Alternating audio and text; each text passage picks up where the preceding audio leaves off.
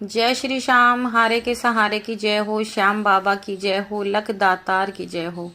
दोस्तों, उम्मीद करती हूँ श्याम बाबा के आशीर्वाद से, श्याम बाबा की कृपा से आप सब बिल्कुल अच्छे होंगे, ठीक होंगे और श्याम बाबा की कृपा सदैव अपने भक्तों पर ऐसे ही बनी रहे। बाबा श्याम हमेशा अपने भक्तों का कल्याण करते रहें।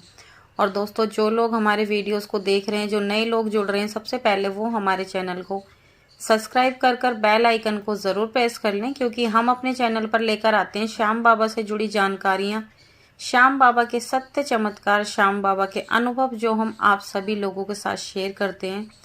और साथ ही साथ जितना हो सके ज़्यादा से ज़्यादा हमारे चैनल को, हमारे वीडियोस को शेयर करें, ताकि और लोग बाबा श्याम से जुड़ सकें, श्याम बाबा की कृपा पा सकें। तो चलिए दोस्तों, ज़्यादा देर ना करते हुए कहानी को आगे बढ़ाते हैं।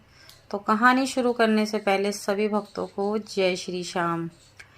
तो दोस्तों, आज की जो कहानी है ये दिल्ली के लक्ष्मी नगर से रहने वाले अमित जी ने हमें भेजी है। कहानी को जब आप सुनोगे तो आपकी आंखों में आंसू आ जाएंगे, आप बहुत ज़्यादा रोओगे और श्याम बाबा को इतना ज़्यादा याद करने वाले हो आज आप। और श्याम बाबा पर आपको अटूट विश्वास हो जाएगा। श्याम बाबा पर आप सब कुछ, मतलब ये मान लो कि आप श्याम बाबा को पर आंख बंद करके विश्वास कर सकते हैं। तो इसलिए इस कहानी को अंत तक ज़रूर सुनना। कहानी पसंद आए तो लाइक करना, शेयर करना और कमेंट बॉक्स में जय श्री श्याम लिखना बिल्कुल भी मत भूलना। तो सबसे पहले एक जयकारा लगा दें। बोलो श्याम प्यारे की जय, लक दातार की जय, हारे के सहारे की जय। तो चलिए दोस्तों, शुरू करते हैं। आज की जो कहानी है ये अमित जी की कहानी है। अमित जी लक्ष्मी नगर के रहने वाले हैं और उनके माता पिता श्याम बाबा को बहुत ज़्यादा मानते हैं, श्याम बाबा पर अटूट विश्वास रखते हैं, श्याम बाबा के दरबार जाते रहते हैं। अमित जी भी अपने मम्मी पापा के साथ कई बार खाटू धाम गए हैं बाबा श्याम के दर्शनों के लिए। अब ये कहानी साल 2017 की है। अमित जी की शादी पास ही के रहने वाली एक लड़की मीनू के साथ हो जाती है और शादी बहुत ही ज़्यादा धूमधाम से होती है। सब कुछ अच्छा होता है, सब कुछ बढ़िया से हो जाता है। और शादी होने के बाद एक होता है ना, घर में रौनक हो जाती है। जब घर में नई नई बहू आती है तो घर में खुशी का माहौल छा जाता है। उसी तरह से उनके घर में भी खुशी का माहौल छा गया था और घर में बहुत ज़्यादा चहल पहल हो गई थी, सब कुछ अच्छा चलने लगा था। पर एक होता है ना, मिडिल क्लास लोगों में ज़्यादा होता है अक्सर, कि जब नई नई शादी होती है तो बहू को आने की देर होती नहीं है। सबसे पहले उससे पूछने लग जाते हैं लोग, कोई गुड न्यूज़ है, कोई खुशखबरी है, कुछ है या नहीं है, मतलब लोग पूछना शुरू कर देते हैं। उसी तरह से अमित जी की वाइफ के साथ भी ऐसा ही हो रहा था। और होता भी क्यों नहीं, उनकी शादी को वैसे भी 3 साल बीत चुके थे, तो उनके साथ तो वैसे भी होना ही था। ऐसा होना एक नॉर्मल बात है, ये हर किसी के साथ होता है कि शादी के बाद हर किसी को जल्दी रहती है कि शादी होने के साल 6 महीने के अंदर अंदर उनके घर में भी एक नन्हा मेहमान आ जाए। उसी तरह से उनके ससुराल में भी मीनू जी से यही सवाल जवाब पूछे जाते थे। 3 साल क्योंकि शादी को वैसे ही बीत चुके थे, तो जो भी कोई घर आता, कोई ना कोई किसी ना किसी चीज़ की सलाह दे के जाता। कोई कहता यहाँ चले जाओ, यहाँ से जल्दी ऐसा हो जाएगा, बच्चा जल्दी हो जाएगा, उस मंदिर चले जाओ, वहाँ पे धागा बांध आओ, ऐसा कर लो, वैसा कर लो। मतलब जितने मुंह इतनी बातें। जो भी कोई आता सब अपनी अपनी सलाह दे करके जाता। और वो दोनों भी चाह रहे थे कि उनको भी जल्द से एक बच्चा हो जाए। मीनू जी भी चाहती थी कि उनको भी जल्द से जल्द कोई संतान पैदा हो जाए, क्योंकि उनको भी काफ़ी ज़्यादा अकेलापन महसूस होता था। अब उनके माता पिता कहने लगे कि तुम किसी अच्छे डॉक्टर को दिखाओ। तो अमित जी मीनू जी को लेकर डॉक्टर के पास पहुँचे और डॉक्टर के पास वहाँ जाके सारे चेकअप कराए, टेस्ट कराए, सारे चेकअप कराए। तो सभी रिपोर्ट्स में आया, डॉक्टर ने बताया कि इनकी बच्चादानी की ट्यूब बंद है, आपकी पत्नी कभी भी मां नहीं बन सकती। और अगर हम ऑपरेशन करके बच्चादानी की ट्यूब को खोल भी देते हैं तो भी ये बच्चा कंसीव नहीं कर पाएंगी, आप कभी बाप नहीं बन सकते। तो उन्हें बहुत ज़्यादा टेंशन हुई। वो और भी कई डॉक्टरों के पास गए, पर सभी डॉक्टर्स ने यही बात बताई जो एक डॉक्टर ने बताई कि आपकी बीवी कभी मां नहीं बन सकती। अब जैसे ही उनके माता पिता को पता लगता है, बस उनको तो टेंशन हो जाती है। वो तो ये सोचते हैं कि हमारा पिंडदान कौन करेगा, हमारा घर का नाम कैसे चलेगा, अक्सर होता है ना लोगों में। क्योंकि अमित जी वैसे ही अपने माता पिता की एक लौती औलाद है, उनका और कोई भाई या बहन नहीं है, इसलिए उनके माता पिता को यही ज़्यादा चिंता थी कि अगर इसके कोई संतान नहीं हुई तो हमारा नाम कैसे चलेगा, कौन हमारा पिंडदान करेगा, कौन हमारे श्राद्ध करेगा।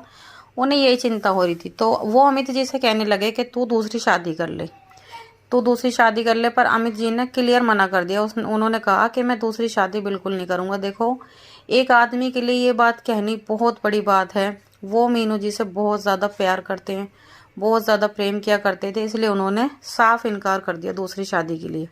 उन्होंने कहा कि चाहे कुछ भी हो जाए, मैं दूसरी शादी बिल्कुल भी नहीं करूँगा।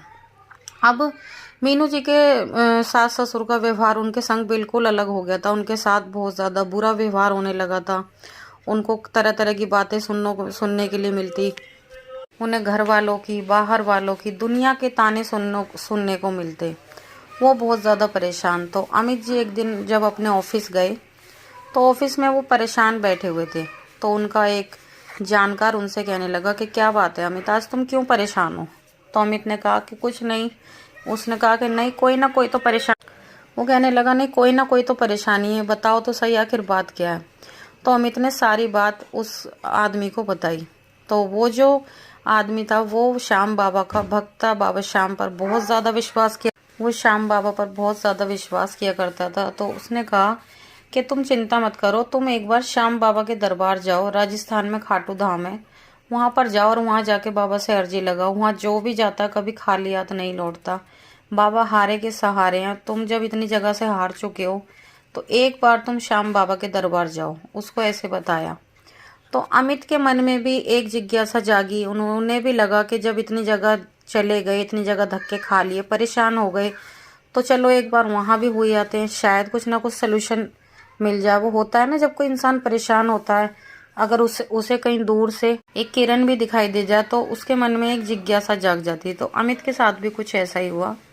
उन्होंने घर जाकर अपने माता पिता से सारी बात बताई और अगले ही दिन श्याम बाबा के यहाँ जाने का प्रोग्राम बनाया और वो यहाँ से सीधा श्याम बाबा के दरबार पहुँचे।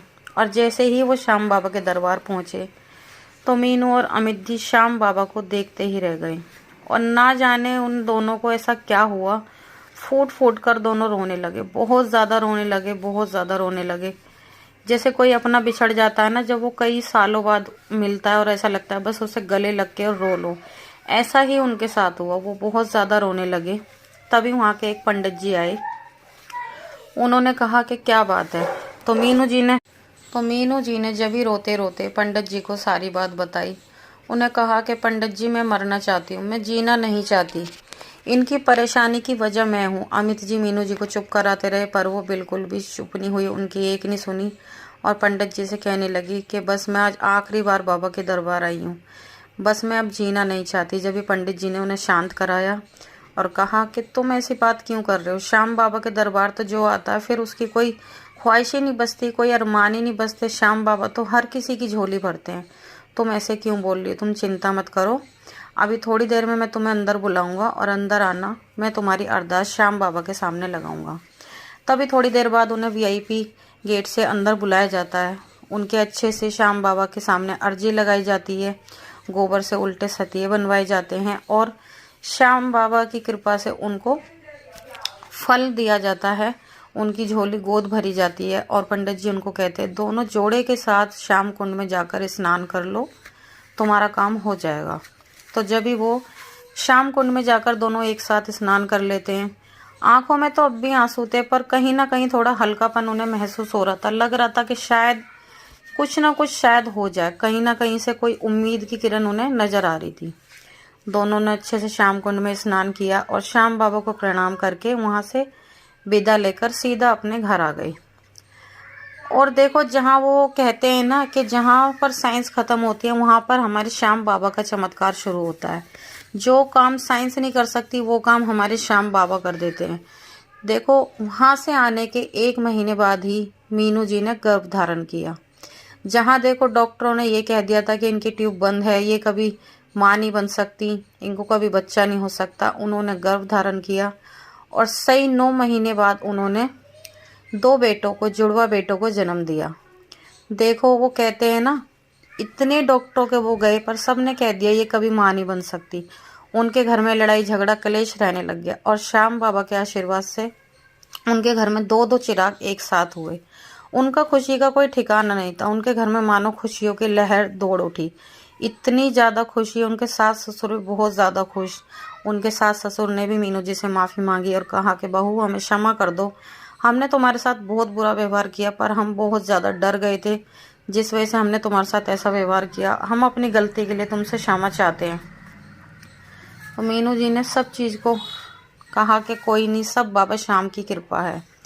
और उन्होंने कहा कि अब हम श्याम बाबा के दरबार जाएंगे, जिनकी वजह से हमारी गोद में ये दो फूल आए हैं। हम बाबा के दर्शनों के लिए ज़रूर जाएंगे।